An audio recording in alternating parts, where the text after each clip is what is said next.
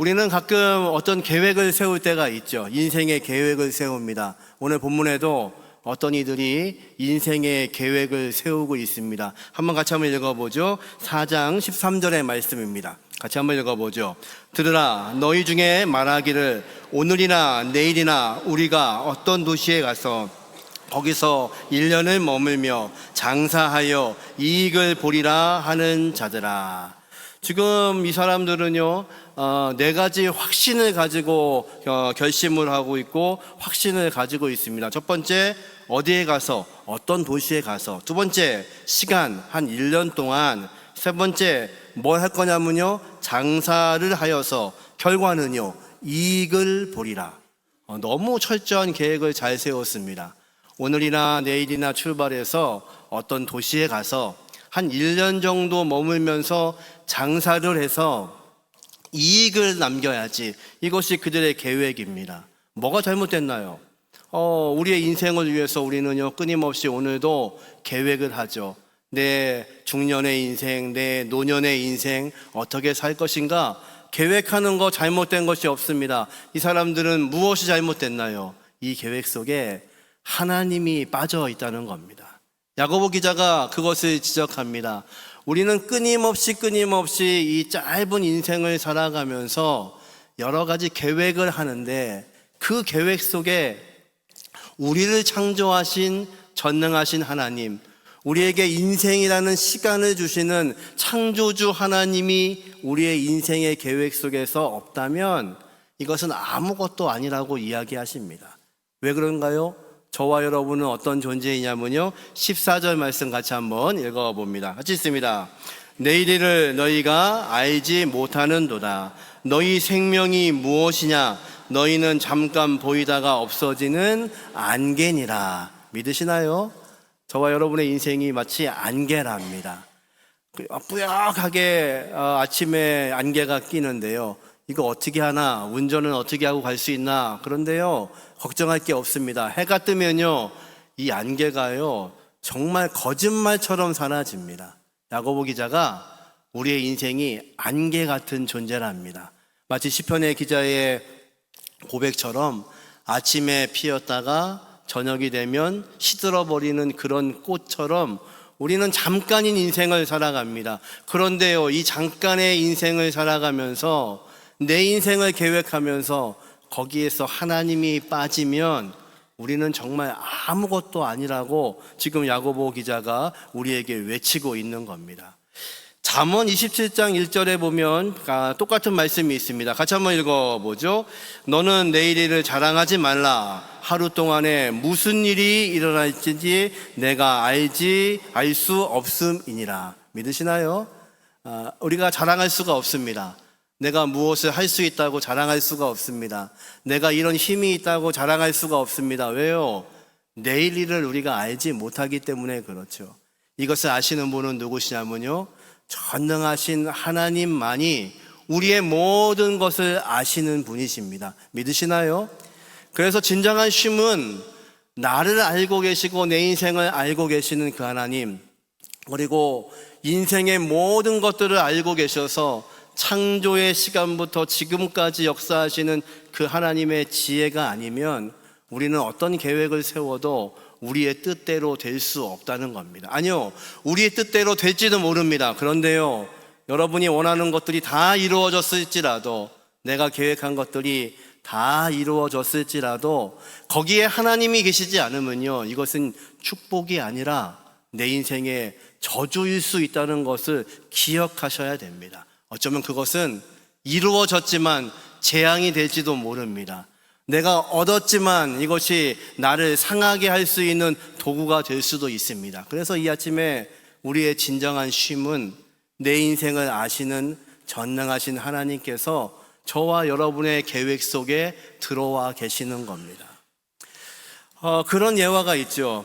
내 인생을 준비하고 예수를 믿었습니다. 그리고 내 인생을 주님과 함께 동행하겠다고 작정을 했습니다. 그래서 예수님을 초청합니다. 예수님, 내 인생의 차에 초대합니다. 제 인생의 차에 탑승해서 제가 어디로 갈지 말씀해 주십시오. 그리고 차 뒷문을 열었습니다.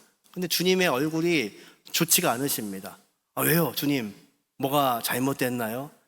그때서 깨닫습니다. 우리 주님은 저를 사랑하셔서 뒤에 타고 계시는 게 아니라 저랑 친구처럼 대화하기를 원하시는 거군요. 그래서 조수석 문을 엽니다. 주님 타시지요. 주님이요, 여전히 얼굴이 좋지 않으십니다. 주님 뭘 원하십니까? 주님이 뭘 원하실까요? 주님은요, 네 인생의 그 차키 나한테 줘. 내가 운전하고 네가 내 옆에 타면 돼. 이것이 주님이 원하시는 것입니다. 저와 여러분의 인생 가운데서 내 인생을 운전하실 분은 내가 아니라 전능하신 주님이십니다. 그것이 믿어질 때에 이 아침에 하나님의 귀하신 평강, 하나님의 은혜, 하나님의 쉼이 저와 여러분의 쉼이 될 것을 믿으시길 주님의 이름으로 축원합니다. 모래 위에 발자국 기억나시나요? 모래 위에 발자국이 남아 있습니다. 내 인생에 가장 힘들고 어려운 순간에 봤더니 발자국이 2개가 아니고 하나밖에 없습니다. 주님, 왜 그러셨어요? 제가 제일 어려운 때였는데요. 내 인생에 가장 힘들고 어려운 시간인데 왜 그때는 제 옆에 안 계셨나요? 주님 말씀하시죠. 그 발자국 네 거 아니고 내 거야. 너 너무 힘들어해서 내가 안고 내가 업고 그 길을 건넜어. 여러분, 전능하신 주님께서 내 인생에 함께하지 않으시면, 저와 여러분의 삶 가운데 함께하지 않으시면 우리가 세우는 어떤 계획도 아무것도 아닌 것을 믿으시기를 주님의 이름으로 축원합니다. 날씨가 참 덥죠. 한 권사님, 연세 많으신 권사님 아까 뵀는데요. 어떻게 지내세요? 더워서. 그 집을 제가 알거든요. 에어컨도 없고 참 힘드실 텐데 어떻게 지내세요? 했더니 이분이 씩 웃으면서 이런 놀라운 계획을 말씀하셨습니다. 목사님, 조금만 있으면요 성탄절이 다가와요. 얼마나 지혜로우신 분이냐면요, 성탄절이 다가오면 춥다고 난리칠 텐데 이 뜨거운 게 얼마나 감사한지요. 우리 권사님 다 계획이 있으시죠. 여러분, 우리 인생에 전능하신 하나님이 함께하지 않으시면 저와 여러분이 아무리 애써도, 아무리 노력해도, 아무리 많은 계획을 세워도 이것이 헛된 것인 것을 깨닫는 저와 여러분 되시기를 주님의 이름으로 축원합니다. 그러면 우리는 어떻게 기도해야 될까요? 야고보 기자가 15절에 이렇게 기도하라고 말씀합니다. 같이 한번 읽어보죠. 너희가 도리어 말하기를 주의 뜻이면 우리가 살기도 하고 이것이나 저것을 하리라 할 것이거늘. 이 15절은 명령형입니다. 너희는 이렇게 기도해야 된다. 너희는 이렇게 말해야 돼. 앞에 말한 것처럼 어느 도시에 가서 1년 동안 장사해서 내가 수익을 내야지, 그렇게 기도하지 않고 이렇게 기도해야 돼. 어떻게 해요? 주님이 뜻이라면, 주의 뜻이라면, 큐리오스. 여러분이 당시에 이 큐리오스라는 단어는요, 로마 황제를 부르는 호칭이었습니다.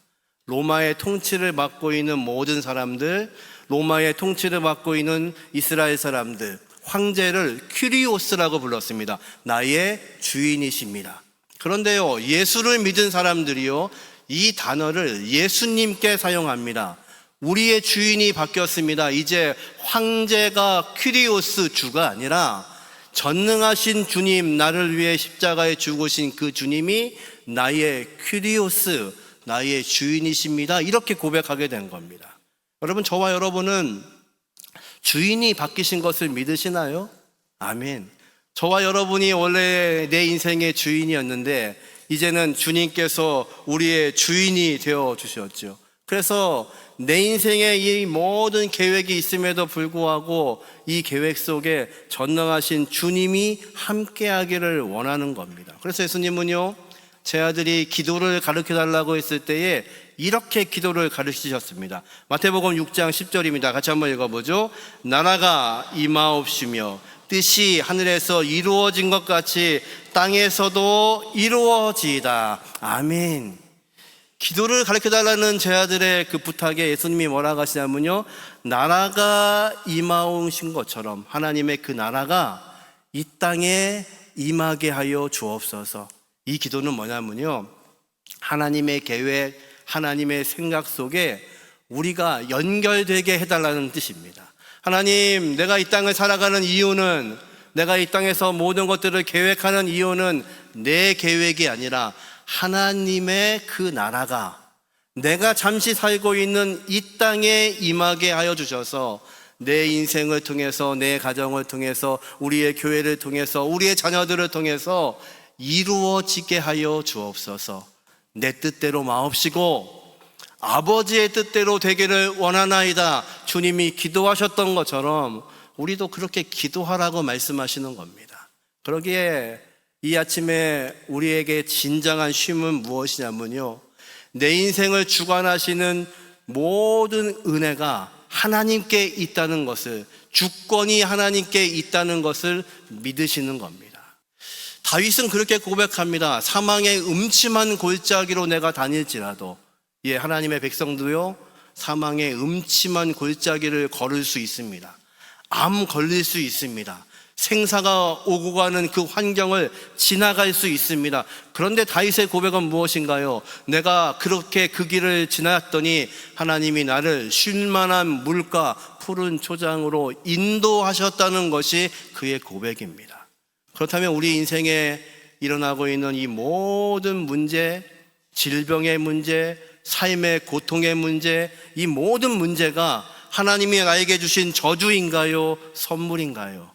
선물인 것을 믿으셔야 됩니다. 이 아침에 우리에게 쉼이 없는 이유는요, 하나님은 끊임없이 당신의 시간 속에서 우리에게 말씀하고 계시는데 그것을 우리가 믿어지지 않는 겁니다. 그래서 그 시간을 낭비하는 겁니다. 믿음을 요구하시는데 시간을 낭비하고 내 질병이 내 시간을 낭비하는 것이라고 여겨지고, 그래서 그 시간이 무의미하게 없어지는 겁니다. 여러분, 이 아침에 저와 여러분의 삶 가운데 있는 이 모든 문제가 하나님의 주권 아래에 있음을 믿으시기를 주님의 이름으로 축원합니다. 존 파이버 목사님이요, 이 책의 마지막에 이렇게 기록했습니다. 내가 이 암을 진행하고 수술하고 또 진행하는 모든 과정 가운데서 하나님께서 내 인생, 그리고 내 삶에 있는 모든 것, 그리고 내 세포 하나하나까지 전능하신 하나님이 주관하지 않으신 것이 하나도 없다고 그는 고백합니다. 여러분, 이 고백이 저와 여러분의 이 아침에 고백이 되게 하시기를 주님의 이름으로 축원합니다.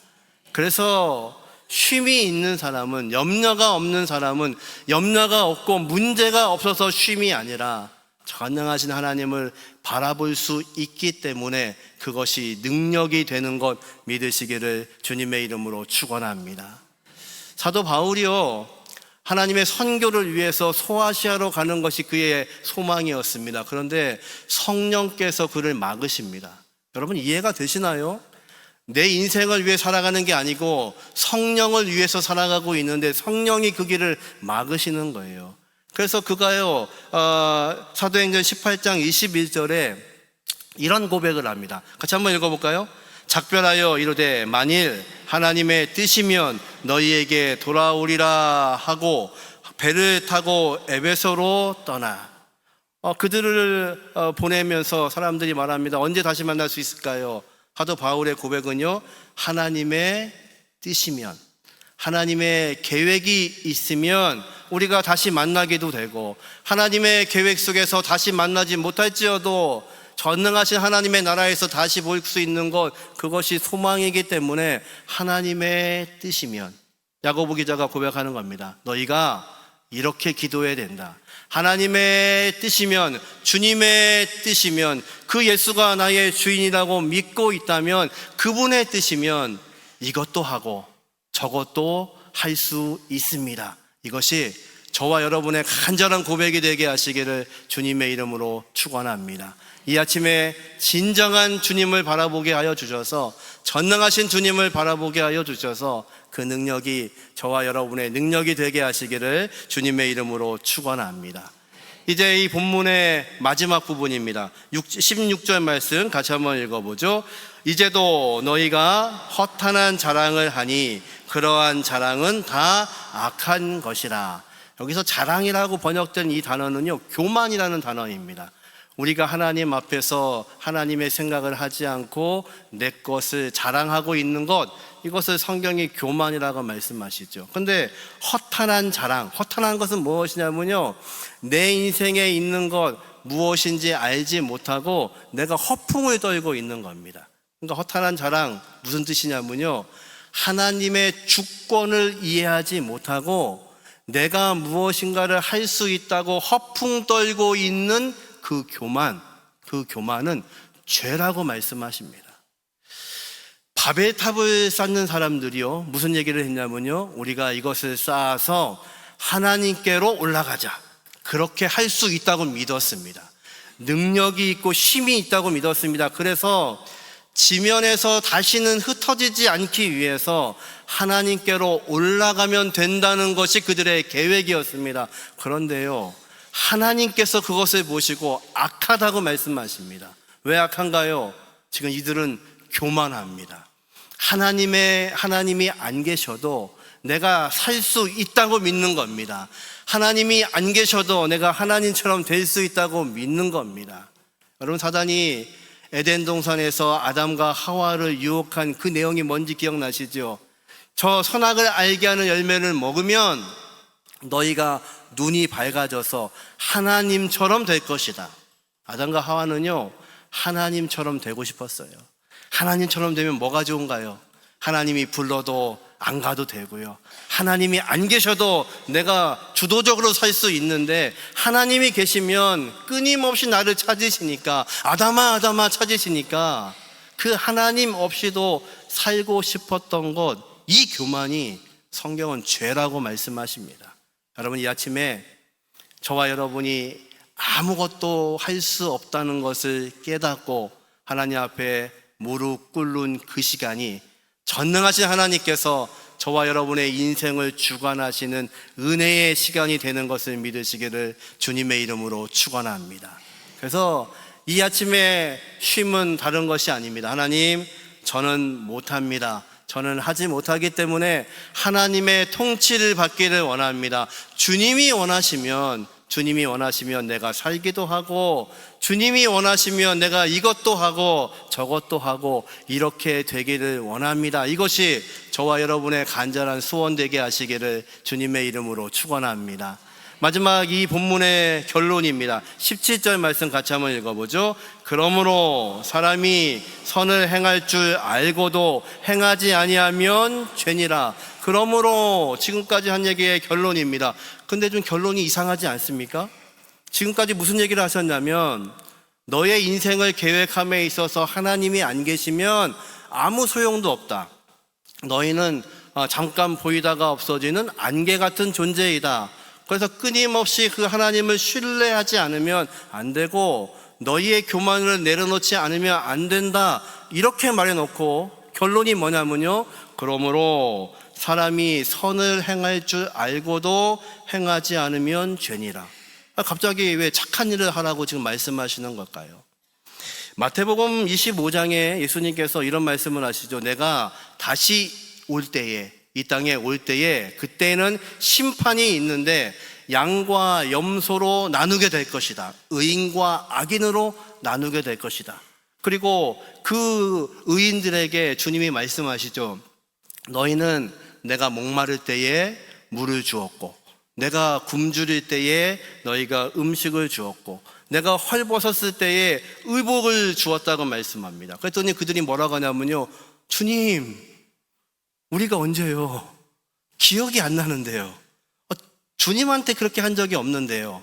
그때 주님이 하신 말씀 기억나시나요? 지극히 작은 자에게 한 것이 나에게 한 것이다. 이 말씀은요, 시간을 내서 구제하라는 말씀이 아닙니다. 이 말씀은요, 예수를 믿는다는 것은요, 내 삶 속에 이 하나님의 흔적이 본능적으로 살아 움직이는 겁니다. 그래서 내가 누구를 도왔다는 거 기억도 나지 않습니다. 그런데 주님은요, 그것을 통해서 영광을 받고 계시는 겁니다. 예수를 믿었다는 것은요, 어느 날 우리가 행사를 하기 위해서 어려운 사람들을 위해서 헌금을 모금하는 것, 그것이 선한 일이 아닙니다. 예수를 믿었기 때문에 내 안에 본능적으로 예수의 생각으로 살아가는 겁니다. 저 사람에게 내가 어떤 말을 했는지 기억도 나지 않는데 그 말이 그 사람을 격려하고 세우는 말이 됩니다. 내가 언제 도왔는지 기억도 나지 않는데 예수의 마음으로 살아갔더니요, 내 삶의 흔적을 통해서 하나님의 나라가 이 땅에 임해지는 겁니다. 악인들이 이야기하죠. 예수님이 말씀하신 똑같은 말씀을 하시죠. 너희는 내가 목마를 때 물도 주지 않았고, 내가 줄일 때에 음식도 안 주었고, 내가 헐벗고 옥에 갇혔을 때 나를 돌보지 않았다. 그들이 반발합니다. 언제 우리가 그렇게 했습니까? 우리는요, 말씀대로 살려고 애썼는데요, 직분도 주셔서 열심히 했는데요, 헌금도 열심히 하고 주일 성수도 최선을 다했는데요. 아니요, 주님이 지금 물어보시는 것은요, 행위와 시간과 어떤 것 때문에 주님을 섬기는 것이 아니라 우리의 삶 속에서 예수의 흔적으로 살아냐는 겁니다. 우리의 삶이요, 주님께 연결되어 있어서 나는 기억도 하지 못하는데, 나는 생각도 안 나는데 예수의 모습으로 살아가는 것, 그것을 원하시는 겁니다. 종교 지도자들은요, 최선을 다하여서 율법을 지켰습니다. 매일매일 하나님께 번제를 드렸던 사람들입니다. 구제에 힘쓰기 위해서 자신의 삶의 일부를 떼어놓는 사람들입니다. 혹시라도 그것이 잘못되었을까봐 또 헌금을 해서 진정한 11조가 안 될까봐 떼어놓으면서 철저하게 삶을 살았던 사람입니다. 그런데 예수님은 그들을 향해서 독사의 자식이라고 말합니다. 회칠한 무덤이라고 말씀하십니다. 행위를 말씀하시는 것이 아니라 우리가 정말 그 하나님을 의지하고 믿고 살고 있냐는 겁니다. 내 인생에 일어나고 있는 모든 문제 앞에서 이해가 되지 않을 때에도 이 모든 것이 내 삶에 들어와 있는 이 육신의 질병까지도 하나님의 주권 아래에 있다는 것을 믿고 있냐는 겁니다. 그런 사람들에게는요, 내 삶의 어떤 문제와 상관없이 이 아침이 하나님께 예배할 수 있는 안식이 되고, 하나님을 바라볼 수 있는 쉼이 되고, 하나님을 의지할 수 있는 은혜가 되는 것 믿으시기를 주님의 이름으로 축원합니다. 여러분 힘드신가요? 여러분 질병으로 지금 고통당하시나요? 감당할 수 없는 문제로 인해서 어려움 당하시나요? 그래서 나에게 쉼이 없다고, 안식이 없다고 혹시 불평하고 계시질 않나요? 아까 말씀드린 그 권사님처럼 아주 조그만 방에 사십니다. 에어컨은 없고요, 선풍기도 아마 없을지도 모릅니다. 그런데 그분은 뭐라고 하시냐면요, 이제 성탄절이 하루 더 가까워졌습니다. 내일 지나면 또 그 시원한 성탄절이 또 가까이 올 겁니다. 주님과 동행하는 사람의 은혜는 무엇이냐면, 무엇이 있고 없고의 문제가 아니라 그 하나님을 바라볼 수 있느냐의 차이입니다. 여러분, 이 아침에 우리가 이 예배하는 이 시간이 전능하신 하나님, 내 인생을 주관하시는 하나님, 짧은 인생을 살면서도 전능하신 하나님, 영원하신 하나님을 바라볼 수 있게 하신 그 은혜 앞에서 우리의 눈이 하늘을 향해 열릴 수 있는 은혜가 있기를 주님의 이름으로 축원합니다.